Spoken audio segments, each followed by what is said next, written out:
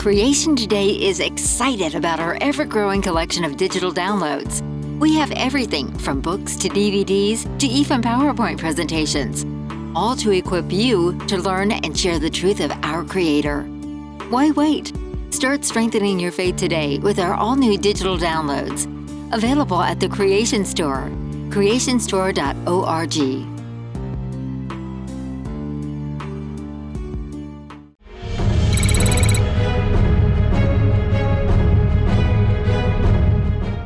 We're here with author, speaker, and advocate for the homeschool movement, Israel Wayne, who has done an enormous amount to really help project the homeschool movement even further. We see it growing right now today, continually, year after year. Israel, tell us real quick what your testimony is and kind of where you're at in your walk with the Lord and your life. Yeah, my story is really an interesting one because I was raised in one sense in what I would consider to be a Christian environment, but on the other hand, not. And so kind of complicated story, but to shrink it down, when I was born, my dad was a pastor, a fundamentalist pastor, but my mom was not saved. It was a really interesting dynamic, and they ended up getting divorced when I was 6 years old. And that created a very difficult situation where my mother remarried a guy who was not a Christian, and I spent the next 9 years of my childhood from 6 to 15 living with a very physically abusive and mentally and verbally abusive stepfather. And so it was a really interesting situation dynamic that I had. I was home educated, which was a phenomenal advantage for me academically, but the fact that I was living with a non-Christian mother and then with this very abusive non-Christian stepfather was a very difficult situation. I always went to church. My older sister and I, even when we were young, we would go by ourselves, get neighbors or people to take us to church. So I literally grew up in church, heard the scriptures, and honestly can't even remember a time when I didn't fully believe all the doctrines of Christianity. But when I was 15 years old, my stepfather left, and my mother had just become a Christian in my early teens. And she said, you know what, we need to learn how to be a Christian family because we don't know what that looks like. And so we moved all the way across the country, and we found a new church that discipled us, that taught us what a biblical lifestyle was supposed to look like, what a biblical model of family was supposed to look like. And we really, at that time, started to develop a biblical philosophy of education, if you will, even though we've been homeschooling. We weren't necessarily homeschooling for religious reasons. Mm-hmm. And so my mother started publishing the Homeschool Digest magazine when I was 13 years old. And from that time, it was just the beginning of a really radical transformation in our own family. And the fact that over the past 22 years, I've been involved in a ministry to families, I think is really ironic. It just speaks of the grace of God that He takes situations that are not ideal, maybe families that aren't pristine and don't have it all together, and He teaches them how to walk in grace. And that's really what the Lord has shown us, what He's taught us. And thankfully, I've been able, with my marriage to my wife, Brooke, we have 8 lovely children now. We've been able to have the kind of marriage that my parents didn't have growing up. We've been able to have the kind of family life that I didn't get to experience growing up. And so it's given me a lot of hope for families across the country who are trying to figure out how to get from where they are right now, which sometimes isn't all that great, to where they want to be, which is really walking in an overcoming victorious Christian life. And so been very grateful that God has allowed my wife and I to start a ministry called Family Renewal, and we reach out to a lot of those tough cases and those families who are struggling, but they really want to grow in their walk with Christ. So what do you see happening in the homeschool movement?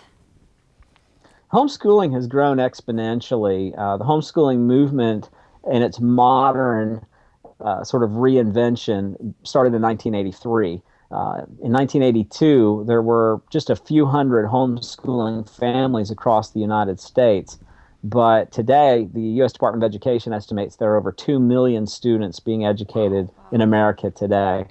So in just a very short span of a little over 30 years, you've had this phenomenal exponential growth. Last statistic I heard was that homeschooling grows by about 8% every year. Whoa. with Common Core. The government schools are kind of the gift that keeps on giving. And so as long as they continue to exist and do what they do, homeschooling is definitely not going to go anywhere. Homeschooling is going to do nothing but continue to skyrocket. Wow, that's amazing. Okay, if people want more information on your talks, your books, you've written prolifically, you continue to edit magazines. If they want to get a hold of that, tell them where to go right now. Yeah, familyrenewal.org. Familyrenewal.org is our family website, our ministry website, and my books are on there, and we have a lot of good resources. We also do seminars across the country, as I know you do on creationism. We do parenting seminars, marriage seminars, and then I speak at a lot of homeschooling conventions. They can check out our calendar of events and all that at familyrenewal.org. Nice. Really cool. Yeah, thank you. Thanks for hanging out with us today, man. We appreciate it. Oh, man. Glad to do it. Definitely appreciate what you do, and would love to continue to find ways to work closer with you. I look forward to that. I have one more question. Yes. So with Common Core becoming standard, are you seeing any governments trying to make homeschooling illegal? I mean, is there more of a pressure for the government to maintain its control by resisting homeschooling? Well, interestingly, there's two ways to control a populace. The one is through a kind of totalitarian top-down takeover.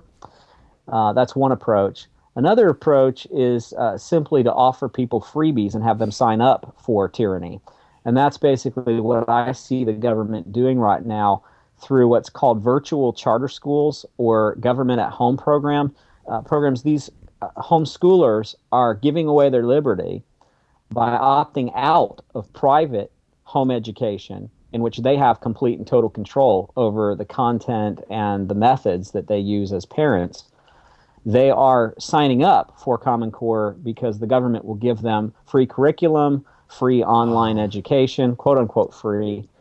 It's all paid for by their neighbors, of course. Yeah. But I see in some states, the majority of homeschoolers, I just spoke in Alaska not long ago, and they told me that they've lost over 62% of the private Christian home education movement have switched over to the government charter program. And so because they get paid $3,000 a year per student in Alaska, plus a free computer, plus free curriculum and online tutoring. And all that they have to give up is their liberty and promise that they won't teach Christian content. And Christian families are doing that because it's always easier to educate your children at someone else's expense. And so what I see is not so much a huge move on the part of the government to outlaw homeschooling as much as to absorb it and get them to sign up voluntarily so they control it that way. Yeah. That's amazing. Yeah, and it's something to watch out for. How much are we willing to sell our children and our future generations downstream for? That's huge, man. All right, we're gonna have to keep an eye on your writings and kind of know where the government's going with that. So appreciate the work you do, Israel. Likewise, appreciate you, brother. God All right. bless. God bless you.